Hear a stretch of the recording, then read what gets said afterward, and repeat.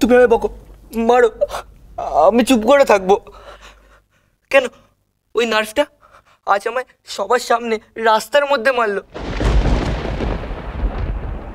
তাও তুমি তোমাদের কিচ্ছু বলেছি? বলো, কিচ্ছু বলেছি? বলিনি, কারণ হয়তো এটাই আমার শাস্তি। কি বললে? ওই নার্স তোমাকে চড় মেরেছে রাস্তার মধ্যেখানে? হ্যাঁ,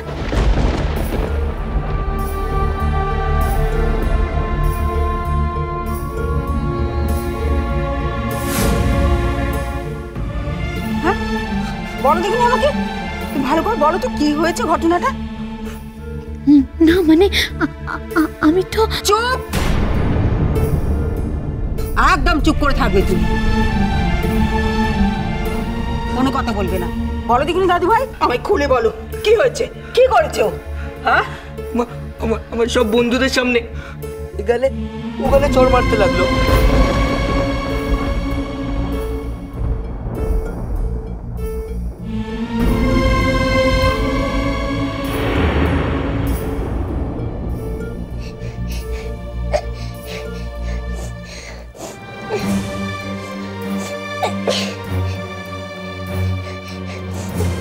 ভাই ভাই ভাই ভাই এখানে দিদি।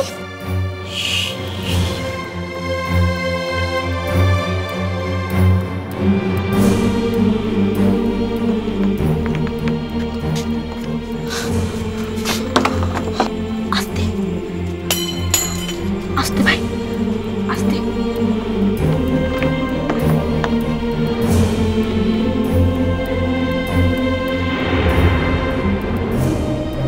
শুধু তাই নয়, আমার চুলের মুঠি ধরে নাড়ালো।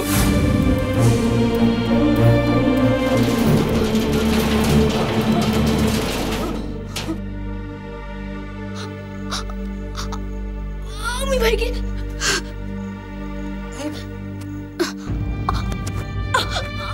নিয়ে এসেছি।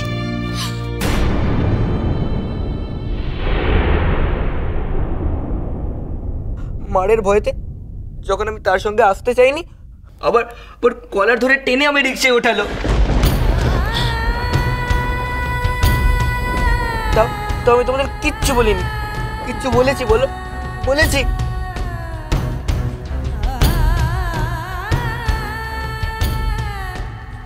এত বড় আসপর্দা তোমার, এত বড় সাহস! হ্যাঁ, আরে বাইরের লোক হয়ে তুমি মুকুজ্জে বাড়ির ছেলের গায়ে হাত তোলো?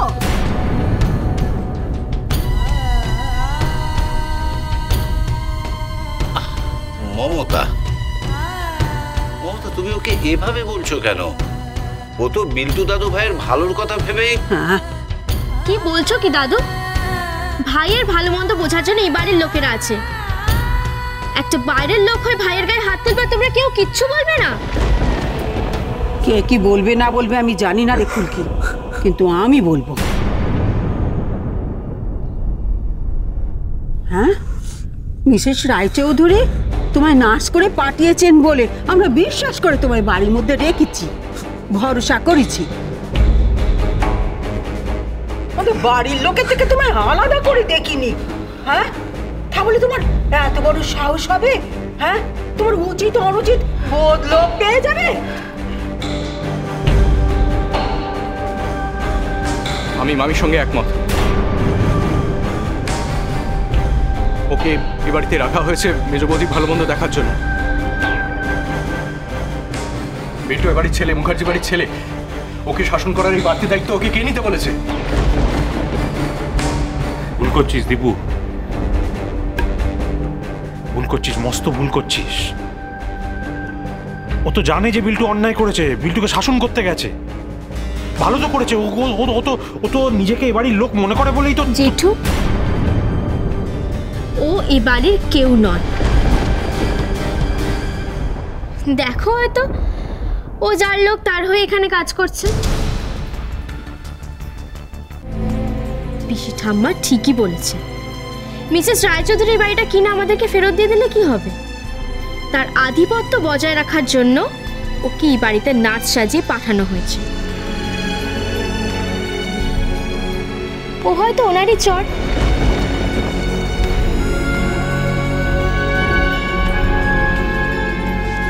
না,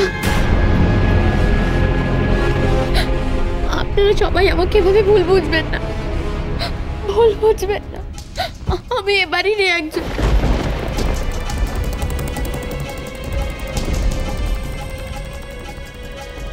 আপনারা আমাকে বিশ্বাস করুন, আমি ওকে মারতে চাই, আমি মারতে চাই।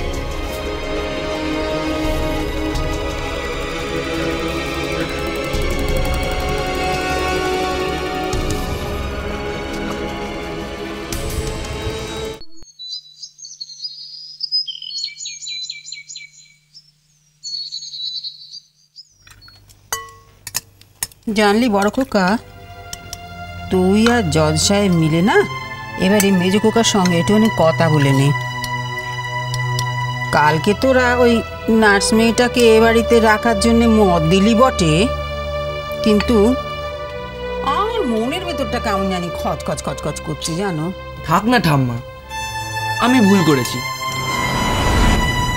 আর ওই নার্সটা আমাকে শাস্তি দিয়েছে, এটাই নয় ধরে নাও। বেশ, তো তুই যখন তোর ভুল বুঝতে পেরেছিস সেটা তো খুব ভালো কথা, আমরা তো এটাই চেয়েছিলাম।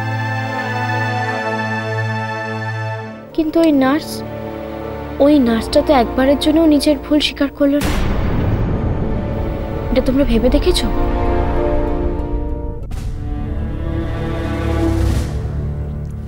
আচ্ছা ঠিক আছে ঠিক আছে, আমরা নয় ওর সঙ্গে কথা বলবো। হ্যাঁ কি বলেন বাবা? কথা বলবো মেয়েটার সঙ্গে।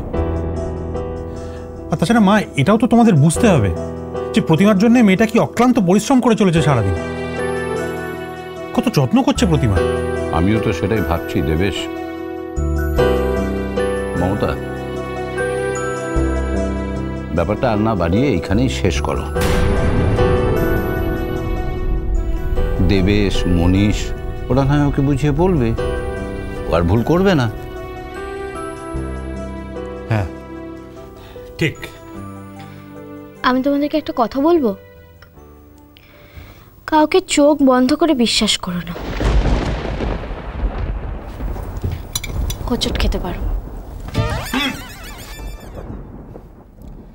তুই আগে নিজেকে সামলা ফুলকি, তারপরে না হয় অন্যের ব্যাপারে মন্তব্য করিস। হ্যাঁ, আমি তো মন্তব্য করছি না দীপু কাকা, বিপদের গন্ধ পাচ্ছি তাই সাবধান করছি, না হলে আমার কি। আচ্ছা ঠিক আছে ঠিক আছে, চুপ কর তো তোরা।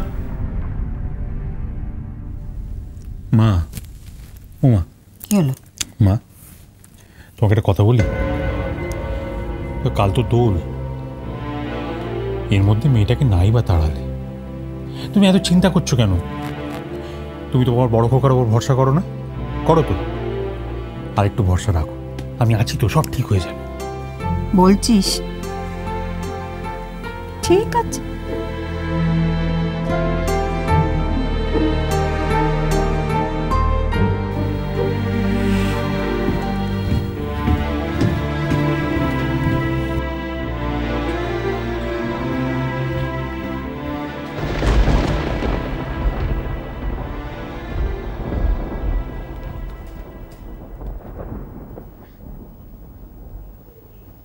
এতটাও স্বস্তি পেও না, কারণ এখন অবধি আমি তোমাকে বিশ্বাস করতে পারছি না, ভরসাও করতে পারছি না।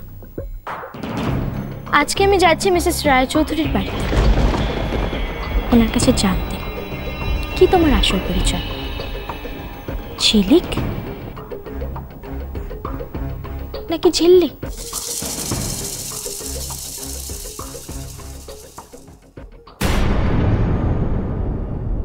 মনির থেকে সত্যিটা না জেনে ফুলকি শান্ত হবে না। কি করবো এখন আমি? কি করবো?